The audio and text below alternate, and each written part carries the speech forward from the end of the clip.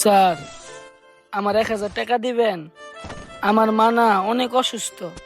আমি যখন ফার্মেসিতে ওষুধ কিনতে গেছিলাম না, তখন আমার ওষুধে 1,000 টাকা কম পড়ে গেছে। স্যার, আপনি আমার 1,000 টাকা দিলে আমি আমার মায়ের জন্য ওষুধ কিনতে পারবো। দেন না স্যার আমার 1,000 টাকা। টাকা দেখছস আর আইসস আমার কাছে ভিক্ষা চাইতে না? তোদের মতন লোকদের সমস্যা কি? তোর মা যদি এতই অসুস্থ হয়ে থাকে, যাইয়া কাজ কইরা টাকাই না ওষুধ কিনতে পারস না, ভিক্ষা করস কে? তোর শরম করে না? মায়ের অসুস্থতার নাম কইরা ভিক্ষা করস?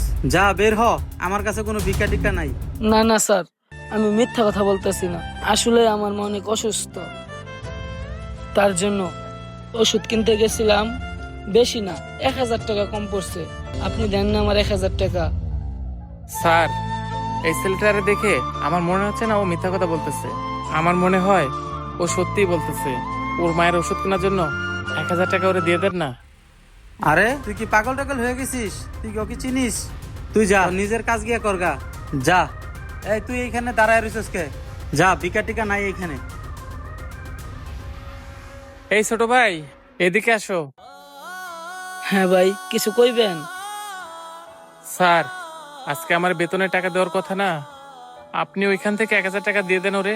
আপনি যখন আমার বেতন দিবেন ওইখান থেকে 1,000 টাকা কাইটা রাখেন। তার মানে টাকাটা নিয়ে তুই ওরে দিয়ে দিবি? আচ্ছা, তোর টাকা তুই যা ইচ্ছা তা করগা। এলো তোর 1,000 টাকা। এই নাও ভাইয়া 1,000 টাকা। তোমার মায়ের ওষুধ কেনার জন্য টাকা কম পড়ছে না, তুমি এই টাকাটা দিয়ে তোমার মায়ের জন্য ওষুধ কিনো। আরে ভাই, টাকায় আছো কেন?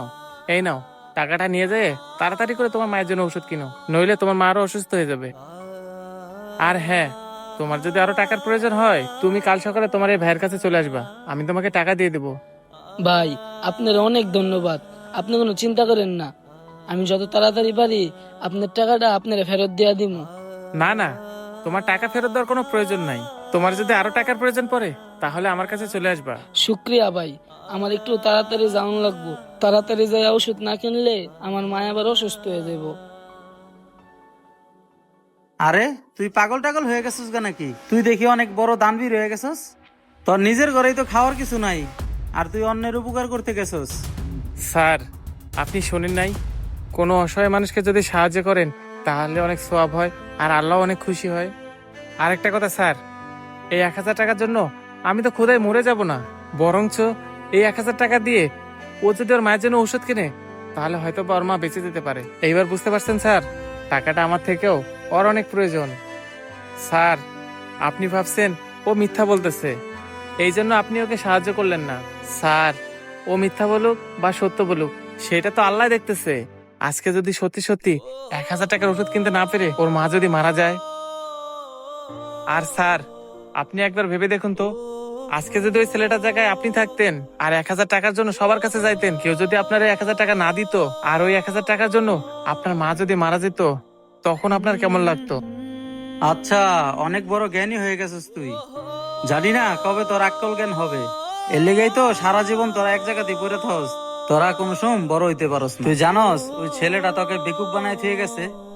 তুই জোরে টাকাটা দিলি, ওই টাকাটা নিয়ে খারাপ জায়গায় ব্যয় করবো। তুই এইভাবে টাকা দান না করে কিছু টাকা জমা আর নিজের পরিবারের জন্য চিন্তা কর। স্যার, সত্যিকারের ধনী লোক সেই যে মানুষের বিপদে উপকারে আসে। স্যার, আপনি জীবনে তো অনেক কিছু কামাইছেন, গাড়ি বাড়ি ব্যাংক ব্যালেন্স সবকিছু করছেন। আমার মনে হয় না সেগুলো কোনো মানুষের উপকারে আসছে। এই জন্য তো আপনি 2 মিনিটের ভিতরে সিদ্ধান্ত নিয়েছেন যে ও মিথ্যা কথা বলতেছে। একবার মন থেকে ভেবে দেখুন তো, আজকে যদি 1,000 টাকার জন্য ওর মায়ের কিছু হয়ে যায় তখন এর জন্য দায়ী থাকবে কে? একটা কথা মনে রাখবেন স্যার, আপনাদের মতো বড় লোকের সম্পদের ভিতর গরিবের হক ওই আল্লাহ সেট করে দিছে। আজকে যদি 1,000 টাকা ওরে দিয়ে দিতেন, না আপনি গরিব হইতেন না ও বড় লোক হয়ে যেত, কিন্তু আপনি যদি 1,000 টাকা ওরে দিয়ে দিতেন তাহলে ওর অনেক বড় উপকার হয়ে যেত, ওর মায়ের জন্য ওষুধ কিনতে পারতো। হ্যাঁ ভাই, তুই ঠিকই বলছস। আমি আজকে 1,000 টাকা না দেওয়ার কারণে ওর মার বড় কিছু হয়ে যেতে পারতো। আমি না কোনোদিন কখনো কারো উপকারই করি নাই। আজকে না তোকে দান করা দেখে আমার চোখটা খুলে গেছে। এই নে তোর বেতনের টাকা। স্যার, এখানে তো পুরো 10,000 টাকাই আছে, আপনার না 1,000 টাকা কম দেওয়ার কথা ছিল? আরে রাখ, মনে কর তোর মাধ্যমে ওই ছেলেটারে আমি টাকাটা দান করছি। আর ওই ছেলেটা যদি কালকে আসে আমার সাথে দেখা করতে কইস। আচ্ছা ঠিক আছে স্যার। ভিডিওটি যদি আপনাদের কাছে ভালো লেগে থাকে তাহলে অবশ্যই বেশি বেশি লাইক কমেন্ট এবং শেয়ার করে দিবেন। ধন্যবাদ।